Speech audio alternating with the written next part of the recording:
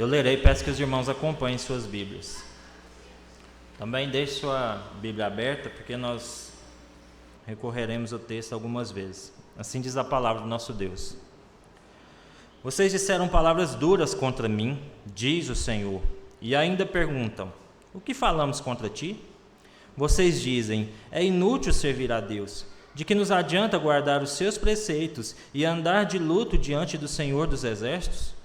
Agora, pois, nós vamos dizer que os soberbos é que são felizes. Também os que praticam o mal prosperam. Sim, eles tentam o Senhor e escapam. Então os que temiam o Senhor falavam uns aos outros. O Senhor escutou com atenção o que diziam. Havia um memorial escrito diante dele para os que temem o Senhor e para os que se lembram do seu nome.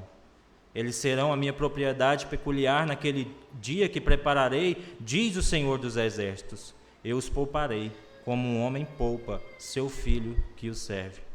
Então vocês verão mais uma vez a diferença entre o justo e o ímpio, entre o que serve a Deus e o que não o serve.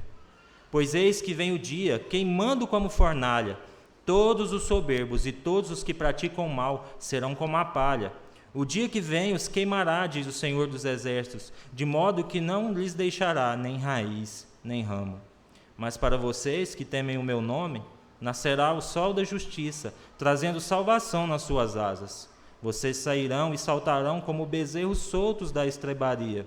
Vocês pisarão os ímpios, pois eles se farão cinzas debaixo das plantas dos pés de vocês.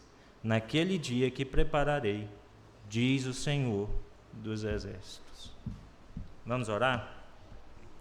Senhor, meu Deus e Pai, nós agradecemos por este privilégio, Pai, que é hoje estar aqui na Tua casa para cultuar ao Senhor, louvar o Teu nome, ó Pai, e engrandecê-lo, ó Pai.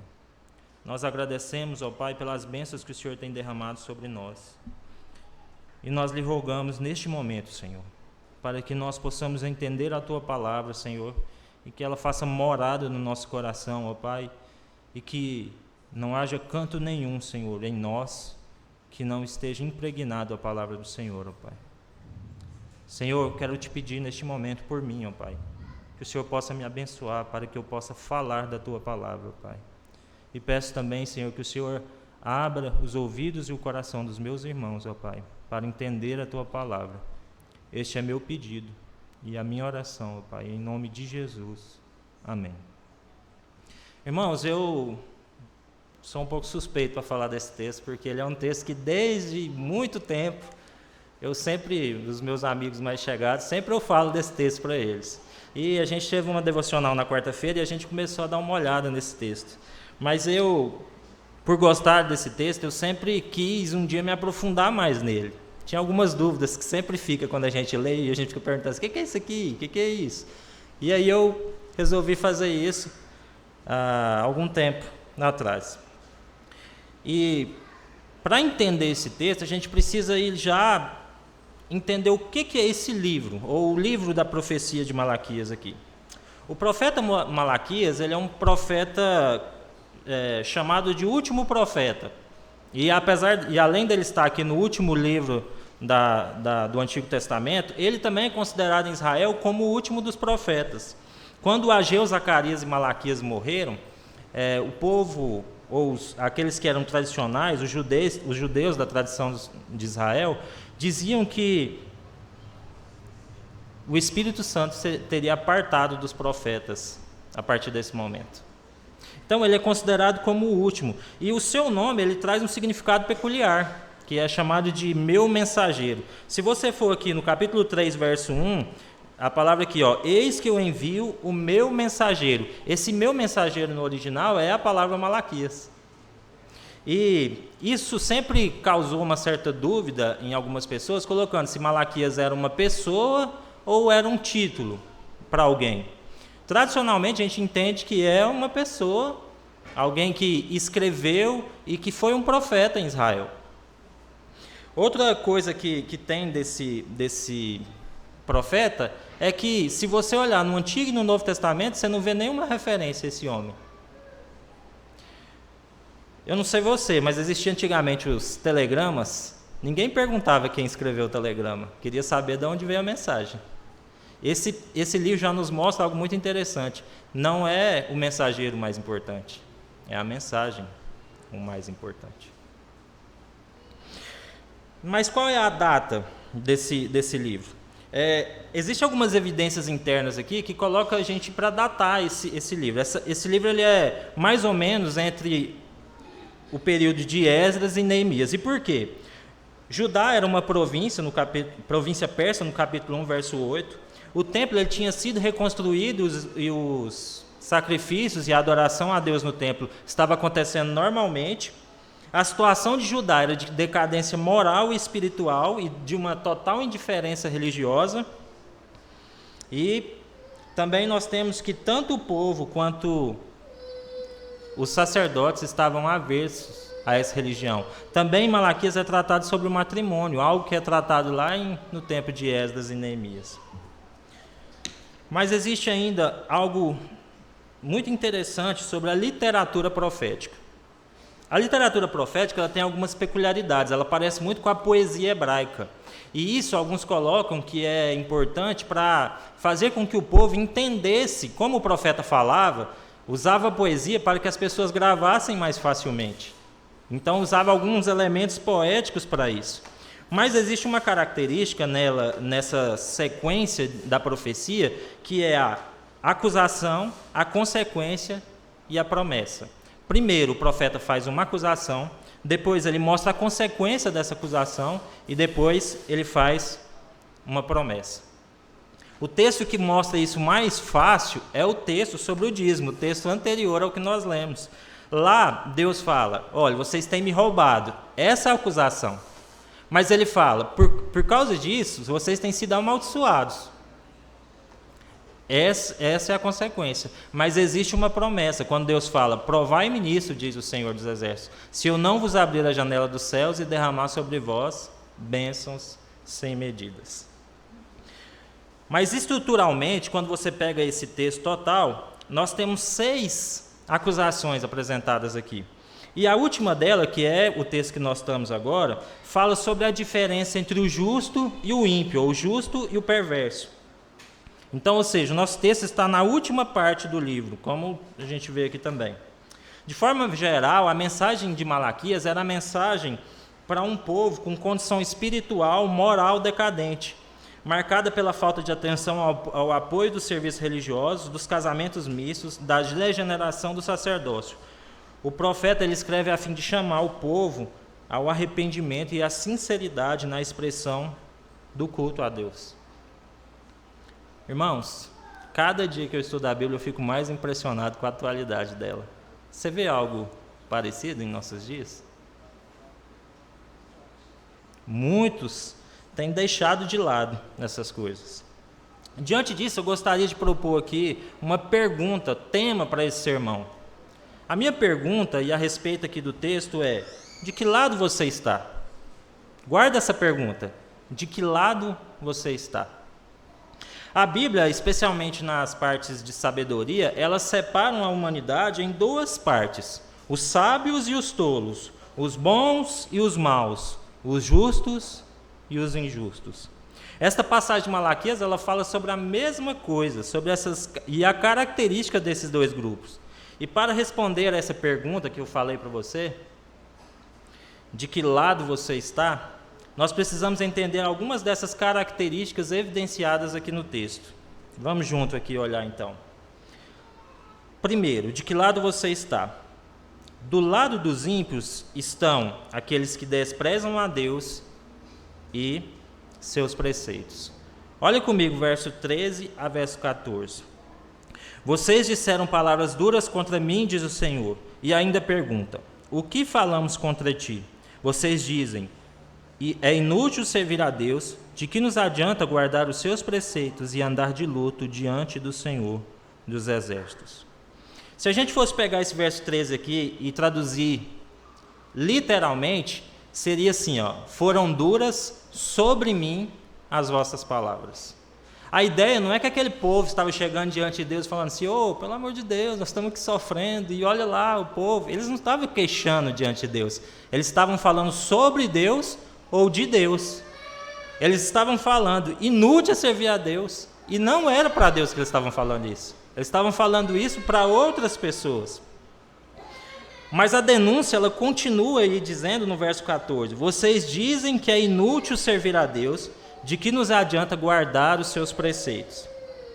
Malaquias, ele mostra que aquele povo já tinha a ideia pronta na sua cabeça. Por quê? Se você olhar bem, primeiro tem uma afirmação, para depois fazer uma pergunta. Olha só, ele diz assim: é inútil servir a Deus, de que nos adianta guardar os seus preceitos e andar de luto diante do Senhor dos Exércitos. Aquele povo já tinha em sua cabeça que era inútil servir a Deus. E isso aqui mostra uma ênfase. Essa é a conclusão que o povo tinha chegado. E se você vê as palavras que Malaquias usa, ainda refletem ainda mais essa ênfase. Se você olhar no hebraico, diz o seguinte, que a palavra que é traduzida aí por inútil no verso 14, também tem um sentido de vão, vaidade ou falsidade. E a palavra hebraica utilizada para aproveitou tem um sentido de lucro, benefício ou ganho. E outra palavra muito importante aqui é a palavra luto. Por quê? Esse luto tem a ver com a melancolia, com o sofrer do luto.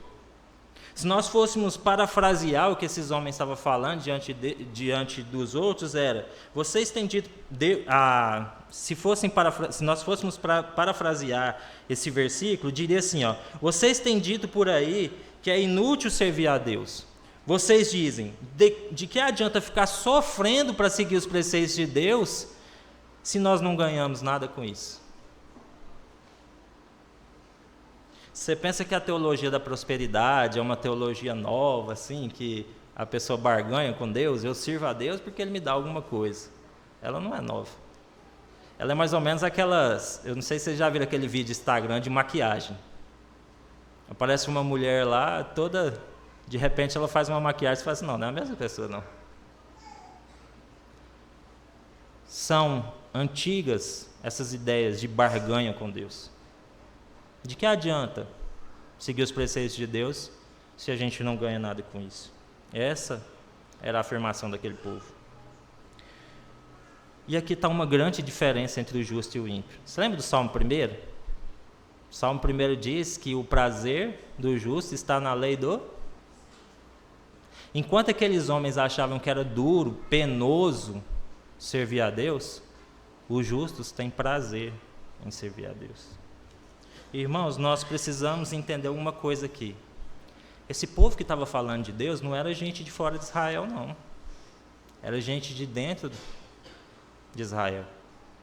E para contextualizar, tem gente dentro da igreja que vem sentindo pesar, tristeza, como se servir a Deus fosse pesado, fosse difícil.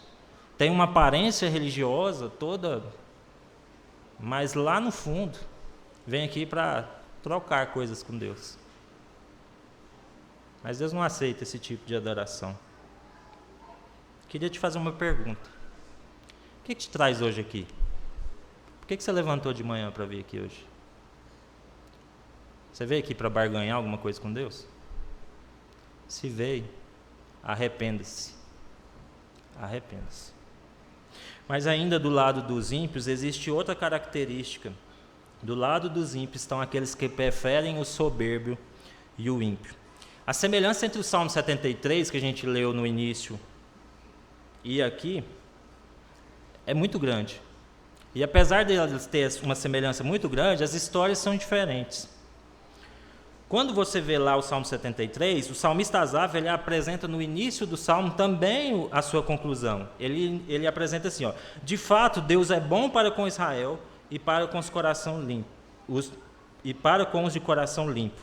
Depois ele apresenta que ele teve as mesmas dúvidas que aqueles homens tiveram. Ele fala assim, ó: quanto a mim, quase me resvalaram os pés quando eu vi a sorte dos perversos ou dos ímpios. Asaf também teve essa mesma crise. Mas qual que é a diferença entre os dois textos?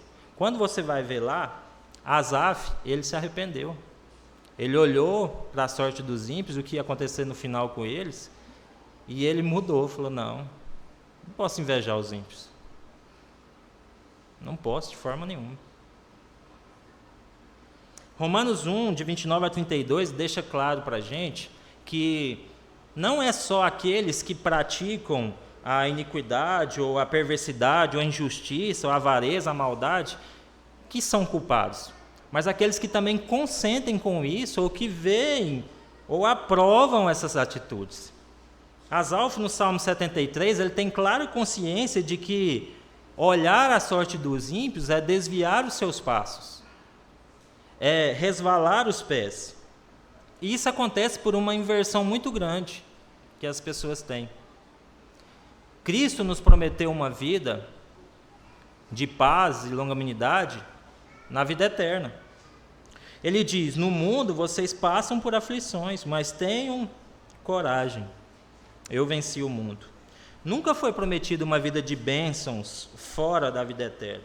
Entretanto, as pessoas, elas rejeitam a Deus porque elas têm uma forma peculiar de julgar se Deus é a favor ou não. Como?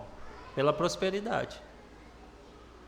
As pessoas, elas acreditam que quando alguém ganha algo ou tem tudo, foi dado por Deus para o bem delas. Só que muitas vezes, em certas ocasiões, o que aos nossos olhos parece uma bênção maravilhosa, é ainda mais uma forma de nos perdermos, É maldição para a gente. Assim, o texto diz que do lado dos ímpios estão aqueles que desprezam a Deus e seus preceitos, e que preferem o soberbo e o ímpio, mesmo que por fora ele tenha toda a aparência de religioso. Mas e do outro lado, do lado dos justos? O que o texto nos diz? O texto diz que do lado ou do outro lado, ou lado dos justos, estão aqueles que demonstram frutos. Muitos na vida cristã, eles, por causa do imerecimento e por causa da graça, eles têm usado essa graça, que é aquilo que Bonhoeffer chama de graça barata. O que é a graça barata? É a graça sem arrependimento, a graça sem Jesus Cristo, a graça sem mudança de vida, uma graça que, não, já fui salvo, posso fazer o que eu quiser, tenho liberdade, toda a liberdade do mundo. E sim, nós temos a liberdade, mas nem tudo convém. Nós precisamos entender que nós precisamos demonstrar frutos. Qual é a diferença do do limoeiro para a laranjeira? O fruto. Se você olhar, as folhas parecem iguais, a árvore se parece muito, mas quando nasce o fruto, você vê a diferença. Muitos cristãos, eles têm vivido assim, como se não houvesse necessidade nenhuma de uma mudança de vida. Não, agora eu sou crente, mas mudar minha vida não, isso aí é uma coisa. Lá na igreja é uma coisa, meu trabalho é outra, lá em casa é outra. Sendo que Cristo nos chamou para servi-lo integralmente em todas as áreas da nossa vida. E a mudança ocorre em todas as áreas. O texto de Malaquias 3 diz que enquanto os falsos religiosos, eles maldizem a Deus e ficam falando aos outros sobre Deus, aqueles que temem ao Senhor, eles exortam uns aos outros. Eles chamam uns aos outros a adorar a Deus. Enquanto uns desencorajam a servir a Deus, os outros exortam a servir a Deus. Texto como esse, irmãos, nos mostra como Deus ele está próximo de nós.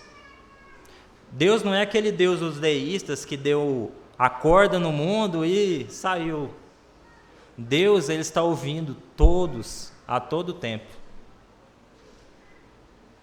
Só que ainda existe nesse verso 16 aqui algo muito interessante. E isso aqui me chamou a atenção muito mesmo. O verso 16 diz que havia um memorial escrito diante dele para os que temem o Senhor e para os que se lembram do seu nome. Verso 16. Literalmente, se a gente for ver, é um escrito de lembrança. Devemos lembrar que a literatura profética ela tem essa característica da imagem. Ela usa imagens para mostrar algo importante. E o que esse texto quer dizer é que, assim como o rei Assuero, lá em Ester 6, quando ele não estava conseguindo dormir, ele pede para que seja trago um livro dos feitos memoráveis, no qual estava escrito lá sobre Mordecai. Você lembra dessa história? Estava escrito. Assim também, Deus tem um escrito, não literalmente, mas ele tem guardado todas as informações, ou tudo aquilo que os seus santos fizeram. Assim como um rei que era mau como Assuero tem um livro escrito para os feitos dos seus servos, Deus ele jamais esquece dos feitos dos seus servos. O Rei dos Reis, irmãos, o Senhor dos Senhores, tem cada um de nossos feitos registrados. Isso é maravilhoso. De forma que os frutos de justiça eles são evidenciados por alguém que pertence ao lado dos justos e não dos ímpios. Uma demonstração de que alguém é justo são seus frutos. Mas ainda existe uma outra característica aqui no texto. Aqueles que servem a Deus e que serão... os justos também são aqueles que servem a Deus e que serão poupados por Ele. Verso 17 e verso 18. Olhe comigo. Eles serão a minha propriedade peculiar naquele dia que prepararei, diz o Senhor dos Exércitos. Eu os pouparei como homem poupa seu filho que o serve. Então vocês verão mais uma vez a diferença entre o justo e o ímpio, entre o que serve a Deus e o que não serve. O povo de Deus, em vários lugares das Escrituras, como 1 Pedro, capítulo 2, verso 9, como Deuteronômio 7, 6, ele é chamado de propriedade exclusiva de Deus. Entretanto, essa questão da propriedade ela é ainda mais aclarada com essa outra imagem que aparece aqui no texto, que Deus nos poupará, como um homem poupa seu filho que o serve. Irmãos, essa imagem ela deveria trazer um peso muito grande para nós. Na verdade, entender como Deus nos amou. Se você olhar em Romanos 8, 32, diz que aquele que não poupou o seu próprio filho, antes o entregou para nos salvar, ele nos poupou mesmo na nossa iniquidade. Cristo morreu para nos salvar. Cristo que não foi poupado pelo Pai no sentido de dar a vida e resgatar a muitos. O nosso Deus, aqui tem essa imagem de que Deus nos poupará, como o homem poupa o seu filho. E o verso 18, ele é o argumento final da diferença entre o justo e o ímpio. É no dia preparado pelo Senhor que os homens vão ver a diferença entre o que serve a Deus e o que não serve. Malaquias ele aponta para dois fatos muito importantes. O primeiro é que há dois tipos de pessoas. Existem os justos, aqueles que foram lavados pelo sangue do Cordeiro, e os injustos. Não existe um meio termo nesse lugar. Ou você está de um lado, ou você está do outro. E aí, volta aquela pergunta do sermão: de que lado você está? E por que é tão importante a gente saber de que lado nós estamos? Porque essa pergunta ela deve ser respondida, pois existe um destino também para cada um dos grupos aqui no texto. E o destino dos ímpios é ser condenado ao sofrimento eterno. Existe nesse texto aqui algo que demanda uma atenção e que tem sido uma discussão. Quando a gente olha esse texto, ele está falando sobre a segunda vinda ou a primeira vinda de Cristo. Alguns vão falar que é a primeira vinda, outros vão falar que é a segunda vinda. Eu, particularmente, acredito nas duas possibilidades. Por quê? Existe um juízo visível presente aqui no capítulo 1, em que chegará um dia em que os ímpios serão queimados. E esse juízo ele é visível. Mas também aparece no verso 2 o nascer do sol da justiça. E esse dia é claramente se referindo à primeira vinda de Cristo. Mas isso não é o mais importante do texto. Existem 3 pontos aqui que Malaquias apresenta que ele deveria ficar muito gravado, ou bem gravado na nossa mente. Quais são esses 3 pontos? A primeira característica presente aqui é a certeza. Olha o início do verso 13, do verso 1 do capítulo 4. Pois eis que vem o dia. Aqui não apresenta nenhuma possibilidade de, será que virá esse dia? Não. Existe uma certeza. Eis que vem o dia. Malaquias aqui, ele dá o mesmo ponto que ele apresenta no verso 13. Aqueles que diziam que Deus não é um juiz, ou que ele não estava julgando corretamente, porque aparentemente os ímpios estavam prosperando e o povo de Deus não. Malaquias está demonstrando assim, vem esse dia. E ele vai julgar. E isso é com toda certeza.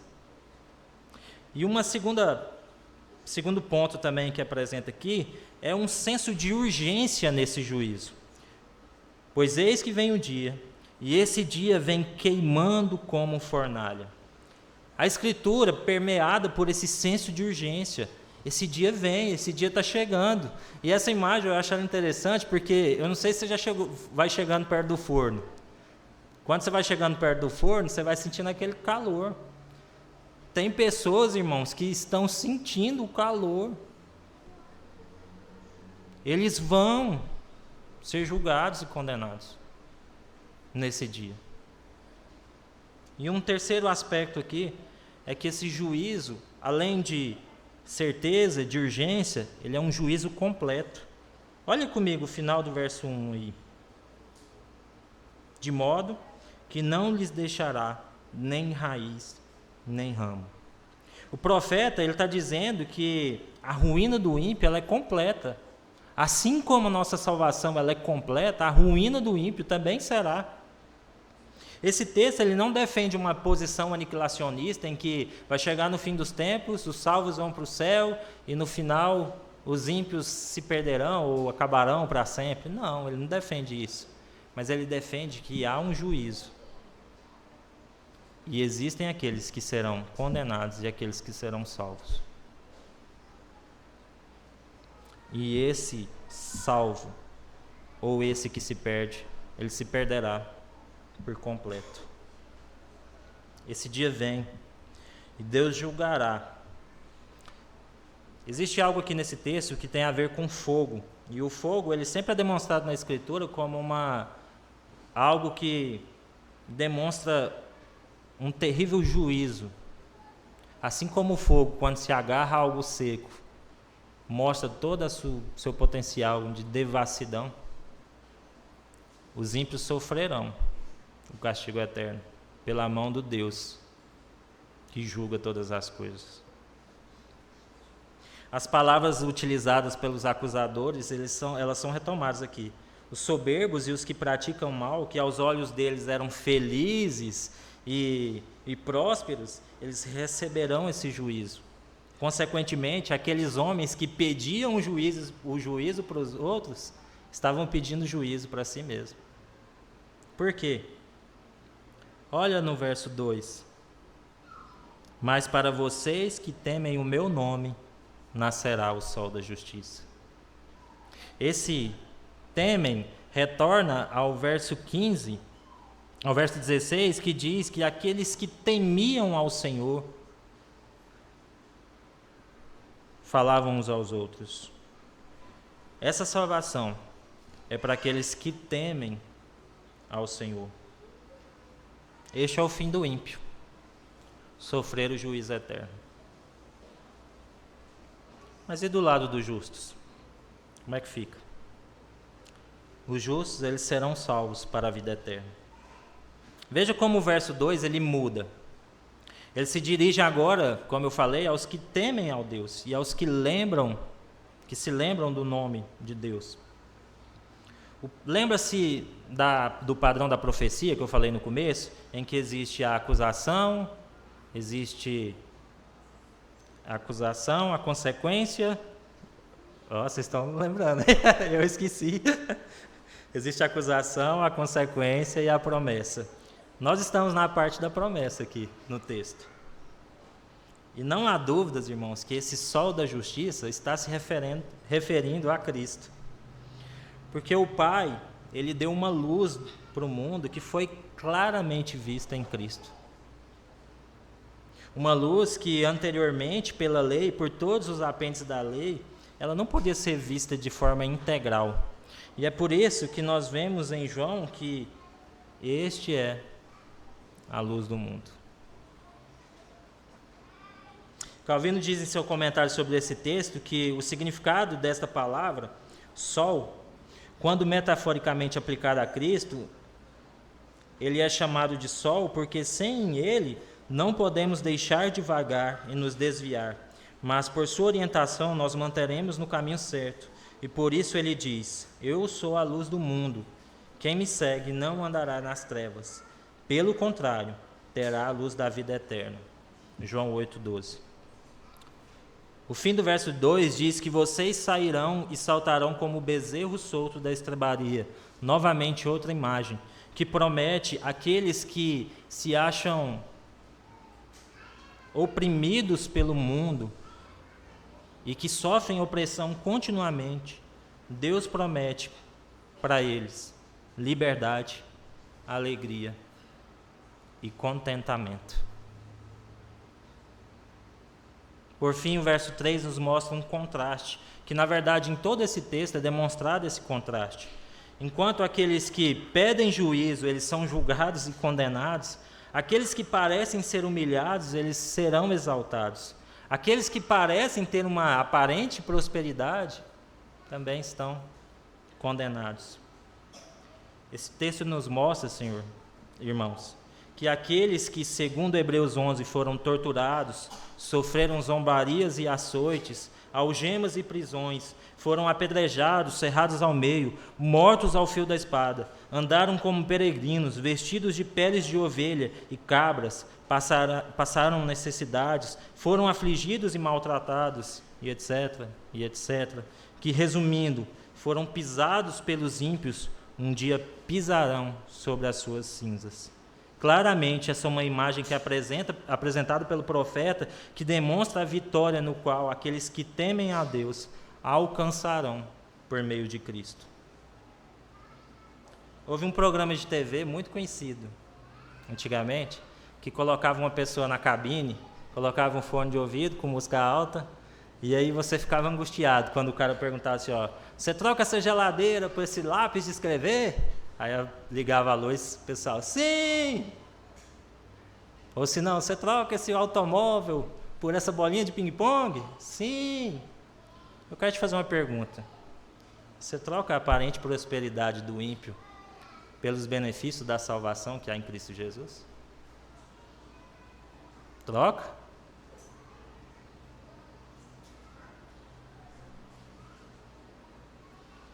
Voltando à pergunta inicial do tema, de que lado você está?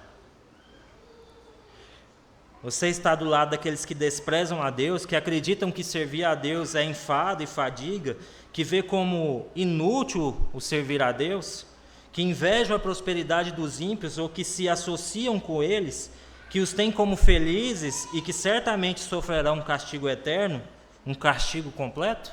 Ou você está do lado daqueles que serão poupados pelo sangue do Cordeiro, que demonstram seus frutos, que têm os seus feitos registrados por Deus, aqueles que temem ao Senhor, que confiam em seu juízo, que têm prazer em sua lei, aqueles que mesmo sendo injustiçados, maltratados e insultados, eles seguem firmes, aqueles que serão livres e que gozarão da alegria e da vitória eterna. De que lado você está? Irmãos, eu teria muitas aplicações para esse texto. E até aqui está escrito várias delas. Mas hoje eu quero te fazer uma aplicação só. Geralmente nós não pedimos a Deus, ou nós não oramos a Deus, pedindo para que Deus mostre os nossos frutos. Porque nós costumamos a pegar os frutos bons e evidenciá-los de tal forma e mostrar: olha, Senhor, como eu sou bom, vou na igreja todo domingo, dou o dízimo sempre. E às vezes nós não pedimos a Deus para mostrar quais são os frutos que nós temos, que tem demonstrado que nós às vezes parecemos mais com os ímpios do que com os justos. A aplicação desse sermão, o que você vai fazer hoje ou durante essa semana é: ore ao Senhor pedindo a Deus para que você possa discernir quais são aqueles frutos que você tem demonstrado que não agradam a Deus. E a pergunta que deve martelar na sua cabeça durante a semana toda é: de que lado você está? Vamos orar? Senhor, meu Deus e Pai, nós bendizemos o Teu nome, ó Pai, e nos alegramos, ó Senhor, porque o Senhor nos deu a Tua palavra, ó Pai, e ela é viva e eficaz, ó Senhor, no nosso coração. Senhor, nós queremos pedir perdão, ó Pai, se por muitas vezes invejamos o ímpio, ó Pai, ou se o nosso coração acha, Senhor, que a impunidade ela ficará para sempre, ó Senhor.